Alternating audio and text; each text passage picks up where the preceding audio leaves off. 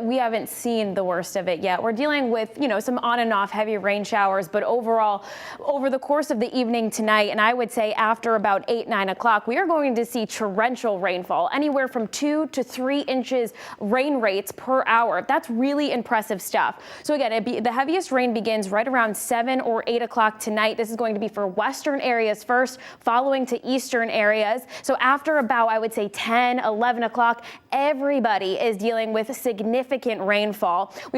A major concern is going to be this flash flooding threat. It's highly likely at this point for a lot of locations. So areas that are prone to flooding will likely see some flooding, and areas that aren't necessarily prone to flooding, when you're dealing with these heavy downpours, it's just too much for our storm drains to keep up with. So definitely for the entire state, prepare for flooding and just hope that it doesn't happen in your backyard. Outages are not out of the question at this point. We are in a low risk for damaging winds and an isolated tornado threat as we go on towards, I would say, the overnight hours, and that's going to be for southeastern areas. So here's a look at the satellite and radar right now. We do have a bit of a lull in the action for areas in southern locations just along the coastline. We are still dealing with some heavy rainfall. This is going to be for areas in Pomfrey, Eastford, Ashford, also dealing with some heavy rain, Stafford as well.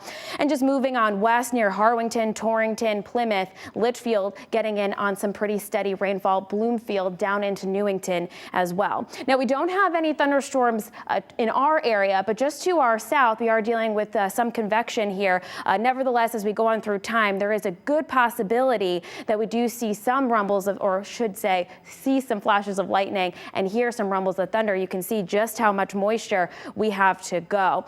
The environment down to our south is a little bit more favorable right now for those thunderstorms. So as we go through time, let's take a little bit closer look at this hour-by-hour forecast. We'll pause here at about 8 o'clock tonight, where western areas are getting in on some pretty heavy rain, whereas eastern areas are seeing a bit of a lull in the action. Now 10 o'clock, 10:30, we're dealing with very heavy rainfall. These rain rates are pretty impressive at this point, and this is where we're going to be concerned with the flooding. 12 o'clock, so overnight when a lot of us are sleeping, and by 2:30 in the morning, it is still raining pretty good for just about the entire state. Then we'll go on through about 4 or 5 o'clock in the morning. Western areas will begin to taper off, followed by central and then eastern areas after about 7 o'clock or so. And Thursday, overall, it's going to be a pleasant day after we get through all of this rain. So Thursday, we're in for a good amount of sunshine, low humidity, and temperatures that'll be below average.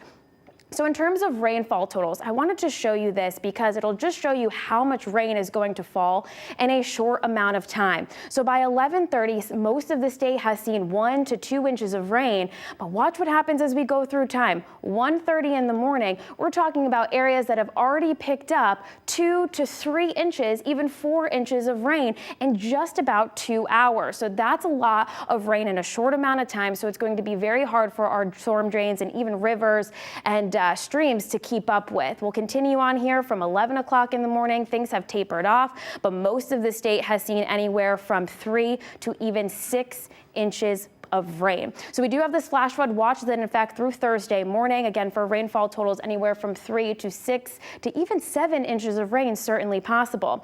Right now numbers are in the upper 60s and low 70s. It is on the cool side. Winds are behaving anywhere from 5 to even 16 miles per hour, but we do have a low risk for some damaging winds. I'd say gusts anywhere from 30 to 35 miles per hour are possible, especially in the morning hours on Thursday. That being said, we have wet soil, so it won't take a lot for us to see maybe 1 or 2 trees go down because of the wind gusts. So we'll continue to watch that. An isolated outage not out of the question either as we go on through time. Here we are in Thursday morning, right around 6 a.m. Things begin to improve by about Thursday afternoon and into I would say Friday. So Friday looks overall good too. So overnight tonight numbers fall back into the low 60s, upper 50s in Waterbury, 62 in Groton. Heading through the day on Thursday, numbers rise into the 70s and is going to be below average. We'll see some sunshine in the afternoon, but again, we have to get through all of this rain first. Here's a look at your 7-day forecast. Temperatures on Saturday and Sunday for Labor Day weekend.